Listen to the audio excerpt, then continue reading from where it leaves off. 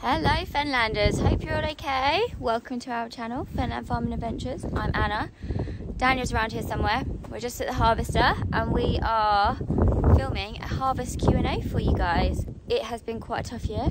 I'm looking forward to seeing what Daniel says and answering all of your questions, because obviously you guys have sent in some of your questions, what you want us to answer about this year. But I just wanted to quickly say, don't forget to enter our competition, the UTV competition. When you see our discount code somewhere in any of our upcoming videos, it might be this video, just a little hint. Let us know when you see it, where you see it, and post in the comments, and then you'll be entered into our prize draw, winning a UTV head torch and one of our hats. I think we'll do a bobble hat, shall we? Yeah. Bobble hat this time of year. A better day for this, couldn't we? I know, right? Well, we haven't really stopped, so yeah, let's go in the cab, shall we? There you go, now you're recording. Start again. I don't think I was recording. What an idiot. We are sat in the harvester. It's too windy outside. It's raw out there, isn't it? Yeah, it's really chilly. Oh, I didn't think it was that cold, but it actually is quite, the wind is quite chilly. It's only like, what, 2 degrees? It's not... No, the heater don't work in this either, does it? Yeah, no, the aircon does though, doesn't it? Yeah, the aircon works. Which is really handy. Was this used in the summer then, normally? Was this supposed to be like a summer? No, it's just the heater don't work. We've got to figure it out, how to get it working. So, let's start from the beginning.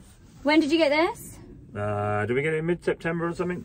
So, I think that you probably maybe feel like you probably should have got it a bit sooner. Yeah, we went to look at it first in March. Obviously there were some pictures on our Instagram and stuff on in March, and didn't really think anything else of it until Martin was like, that sounds like a good idea, my cousin. Went and had a look at it in mid-September, or no, late August I think it was, after harvest finished, after combining finished. And yeah, wish we bought it 2 or 3 weeks sooner now, so it is what it is. We didn't have it in time. People liking all my pictures on Facebook.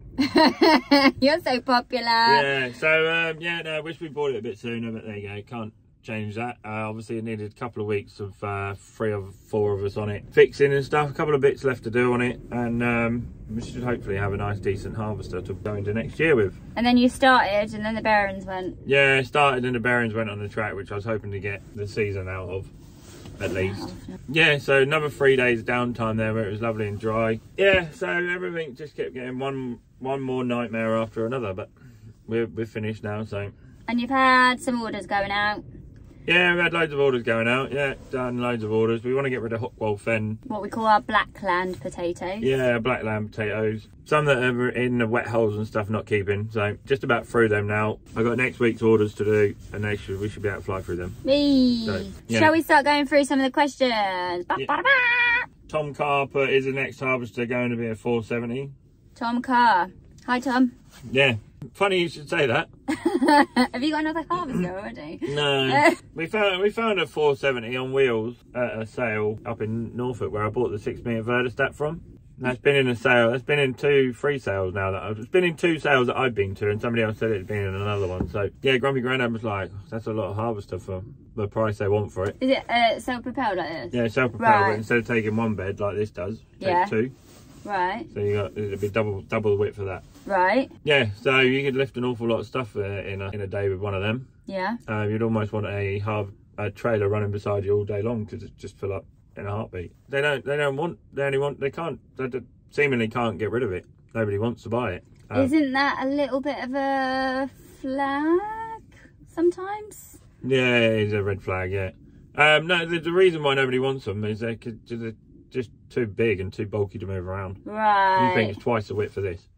Oh, blimey. So getting it from here to Hockwell would be an absolute you basically take up the whole road. You'd have to have escorts blooming everywhere. Yeah. So is your next harvester going to be a 470? Watch this space is the answer to that. Yeah, maybe. I mean, Martin's Martin's got fields next year that are far away. Luckily, all of our fields this coming year are all around the farm, so it wouldn't be too bad for us. But they're just a whopper of a machine. That's the biggest problem with them. So you're probably not going to upgrade this one then, are you, for some time? No, I mean, if the right one comes along and a slightly newer model of this comes along, I think we'll just buy that. So it's nice and simple, then, isn't it? It's not quite as wide as a 470. This one, we proved a point that this one will go places that it shouldn't go. Even on our black soils, I mean, we've only had to leave like a trailer load in the field, but like Dad said, just because you can, doesn't mean to say you should. So all the ones that would have got with this and wouldn't have got with our other harvester, our trailed one, they've all gone wrong in the bag anyway. They've been underwater. So yeah.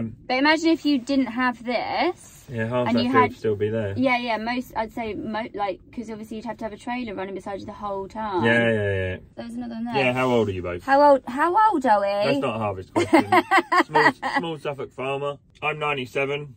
And I'm actually 98. Where do potatoes fit into your crop rotation? Presumably you still winter after spud, so I'm guessing he means winter wheat. Who was that from?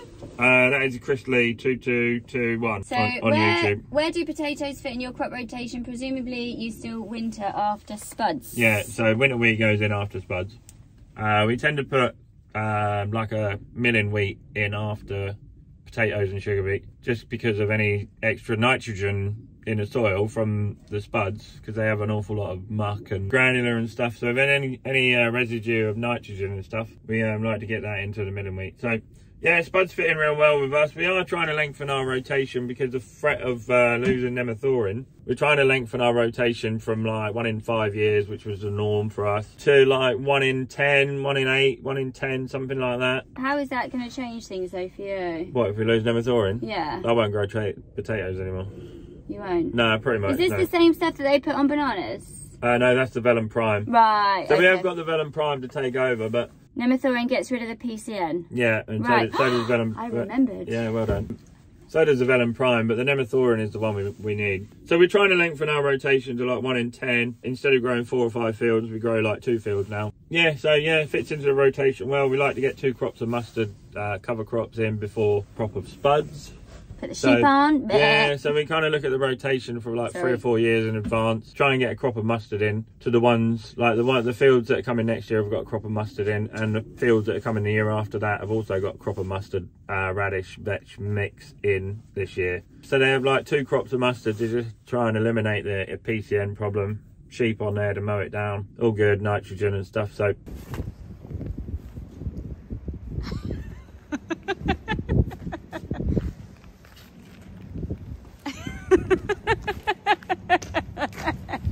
Oh, put my phone on the tripod, on the steering wheel. Let's hope it stays.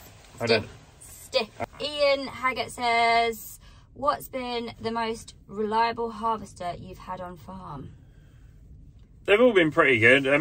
Let's talk about the most unreliable. I mean, I've spent a fortune on this harvester this year, getting it sorted out. I thought it was better than that, but obviously it wasn't. So I bought it, and then there was a couple of things I knew I needed to do, but a lot of other things that I didn't need to do.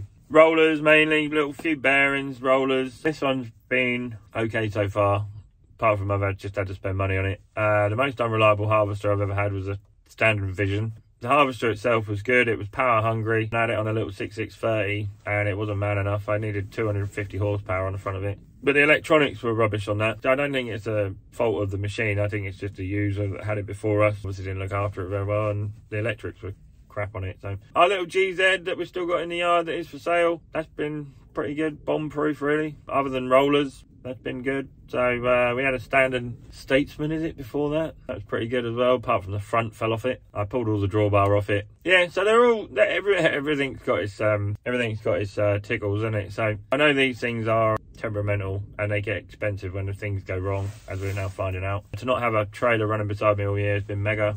To be out face forward all year has been mega. We'll just hope for some drier conditions next year. It's just not worked out at all well for us. So it is what it is. How are you getting on? Badly? Yeah, why is it taking me so long? Yeah, right. So as Andy Preston said, you took, I think you should talk a lot about what farmers are getting for their produce right now. Are you going to make any money on this year's harvest? Do you sign any contracts with buyers earlier in the year? That seems to be the way a lot of US farmers work. Whether I make any money out of this year's harvest is still up in the air really, because I've still got a barn full of potatoes. Wheat was pretty good. Yield was down 5 or 6 lorry loads compared to the year before, which was odd. I was expecting similar, if not better. So yeah, wheat was okay. Potatoes are all still in the shed. So obviously I've had loads of them that are all water slain. They've just been sat in 4 inches of water, and they did not like that. I'm not the only one. That is a kick in the teeth to have to dump potatoes. If I have to do that very often, I won't be a potato farmer anymore. But you can't help the weather, can you? So no, we don't tend to sell much wheat forward. I like to know what I've got before I sell it. I do hedge. My dad does hedge his bets on like maybe 10-12 loads out of, what do we have this year? We had 45 loads, lorry loads last year, and we had 39 this year. We do hedge our bets a little bit, like sell a quarter of it forward on wheat, but never with potatoes. No, potatoes you would like to think would be expensive. They're going to be expensive this year. They're short of seed. Well, obviously this year we've had loads lost to the wet weather. Next year seed's short, so they're going to be expensive again. But after that, the future, nobody's going to take a contract for 160 quid when the price of ware at the minute is like £400 a tonne, so, or just under. So yeah, and I expect the price of potatoes to go in March to June next year. I expect the price of potatoes to go just the sky's the limit, really. I mean, look at all the palaver we've had this year trying to get them out of the ground. Yeah. And if you're anywhere near retirement age, you're not going to want that hassle, are you? Why would you keep doing it? Has this been, this year, has it been like one of your worst years? Yeah, I think so, yeah. The weather's just not been with us, has it? Really? So you like have to say that it's probably one of your worst potato harvests? Yeah, pretty much. Yeah, the yield was good. The yield was mega. I think I got about 24 tonne an acre back home here, and then I think I got about 26, 28 tonne an acre from Hockwold, but obviously I've just lost a load of them. So yeah. The rest of them now seem to be keeping okay, but yeah, just stressed out with the harvester, because I thought every time we thought we were getting somewhere and putting it all back together, we'd started stripping something else apart. Yeah, no, 2019 was pretty bad, 2012 was pretty bad, 2018 was pretty bad. Well, what happened in all of those ones? Yeah, just rain. Oh, okay. Yeah, 2019 and 18, we just we went to the field, we're like, yay, let's go and get some potatoes. And then as we got to the field, it rained. Oh.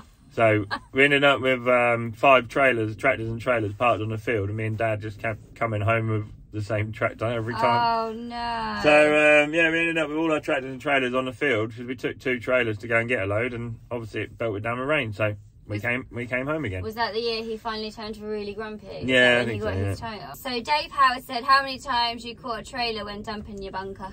None. No, I didn't catch the trailer at all. I did have one of the guards was hanging off the side of this guard here behind me, but on the back, on the other side, that was bent up so I must have caught the trailer once.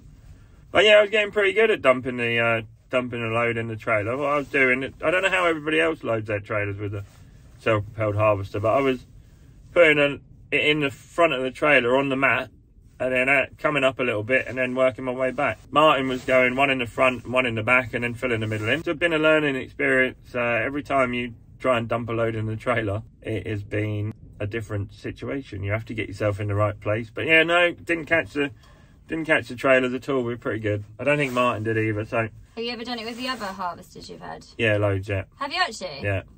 What and then what sort of damage does that do? A lot? No, not really. No, it bends your elevator up a bit. Oh, all right. That's it. That was it. That's what we got. We didn't have any silly ones this year. No. Which is fine, but I do quite like it when people send in silly questions. Yeah. Like, do you put your salt and vinegar flavour next to your ready salted? Yeah, no, try and keep them apart. Yeah. Gutted, I noticed a neighbouring farmer, he had a trailer load of potatoes going for stock feed yesterday, so what can you do about it, folks? Maybe it's an eye-opening experience for people that are not farmers to know that I got a perishable product in the shed, and don't take me for granted, you know, because if it happens too many more times, I won't be doing it. And if everybody else thinks like that, potatoes... Do you actually, though? What would you actually do if you weren't a farmer? I'd go and help somebody else. I'd be going to become a... But if everyone says that, there'll be no one to go help. There'll be no one to grow food. Yeah. That's what I'm just saying, you know, don't take farmers for granted. Pay them a decent price for their food. Otherwise, there's not going to be any food, because they're getting on to beef farmers now as well, don't they? So what is the solution then? If this is the problem, what is the forward movement solution? Is it supermarkets? Is it supermarkets? The consumer? Climate activists now thinking that cows are killing the planet. Doesn't make any sense at all. Yeah, all these people that are doing all this climate change and stuff have all just flown to Saudi Arabia, I think, for a climate activist conference. in their private jets. Anyone that thinks that cows are killing the planet. Moo! Yeah. What do you say to that? Moo! Yeah, it doesn't make any sense. As farm, we need someone in government that's going to back us up and not everybody else. Listen to the farmers, us. Some worrying times, really, when everybody else seems to have a voice apart from farmers. So I'd like to see that changed. I really would. I'd like to see someone come out and say, stop being silly. Let's try and grow as much food for the UK population in the UK. It would be great. Our sugar beet meeting the other day, Brazil, Thailand and India are the biggest producers of sugar in the world. Oh yeah, you said about that. I think that's going to be, you were talking about it in previous video, which will be Thursday's video. Yeah, so India and Thailand are not producing any sugar at the moment, or not as much as they normally would, because they're having adverse weather effects on their sugarcane crop.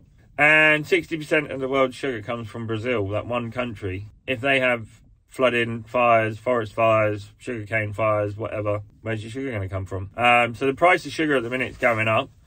British Sugar now want to keep pushing the price down. So what can people take away from, obviously, things that they can do for the British farmers in terms of like going into the supermarket, you can buy British sugar. Yeah, you can also buy sugarcane, Tate and Lyle sugarcane. But instead of doing that... Well, no, don't buy that. No, don't buy that. No, that's what I'm saying. Yeah, Don't buy go and buy British sugar. Yeah, go and buy British sugar. But what is British sugar? Silver spoon? Yeah, silver spoon is British sugar. Right, yeah, Tate and Lyle stuff is sugarcane not from... British. I can completely understand that we're not self-sufficient in sugar, but we could be, I think. They could rally around and pay us a decent price and be self-sufficient in sugar. I'm pretty certain of that. But there's just not enough money in it to warrant it. So if they were to say, right, we're not importing... Do you think how far away Brazil is? 6,000 miles? I have no idea. Brazil's about 6,000 miles from here. So they've got to process it in Brazil, then send it on a boat. Then boats use, what, like 1,000 tonne of diesel every day? Then that goes against then saying about cows. Yeah, exactly. Yeah, so cows are then making a mess. Well, actually, like you said, like how much is that sugar cane taken up in that diesel in that boat coming over here when then you're getting on at cow farmers when actually that's... Yeah. What, it's totally contradicting themselves. Jacob Rees-Mogg wants to import food like beef and sugar from Brazil. Why don't you just want to buy British beef and sugar? I just don't get it. The whole world's gone to pot. Every time I turn the news on, I think it's something more stupid come up. Maybe we need to do more TikToks and more reels on this. Maybe I need to be DEFRA minister. Right, I'm going to go and get on now, Fenlanders. Thanks for watching. If you like today's video, make sure you like, share and subscribe. Go and buy yourself a hat. Hey, and don't forget to look out for our UTV competition. If you see it, comment and let us know where you see it. Does everybody know what they're looking for? Our Fenland placard. It's just a big better word. Cost you a fortune to make that, didn't it? Yeah, it really did. It's our UTV discount code. So don't forget, guys, UTV are amazing. Their customer service is like second to none. They're so lovely. Yeah. They have very kindly given us one of their head torches that Grumpy Grandad has stolen my one. Yeah. It's amazing. And one of our hats. If you see our sign, comment where you've seen it, and then you'll be entered into the prize draw. Yeah. Thanks, guys. Cheers, bye. Bye. Bye.